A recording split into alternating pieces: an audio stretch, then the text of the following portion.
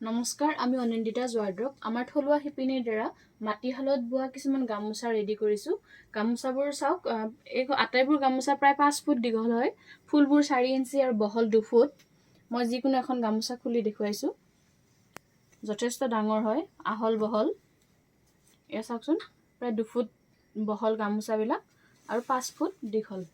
এইবিলাক ধৰা আছে নেকি? এই গামোচাবোৰ চাওক, প্ৰায় 5 ফুট দীঘল হয়, যথেষ্ট আহল বহল আৰু চাফা। ইয়াত কোনো লেতেৰা অকণমানো দাগ নাই। নতুন নতুন ৰেডি হৈছে এইবিলাক।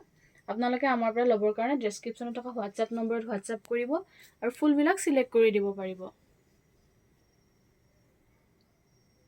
আটাইবোৰ ফুলে বেলেগ বেলেগ আৰু এইবিলাক মাটিশালত হাতেৰে বনোৱা ফুল হয়। Thank U.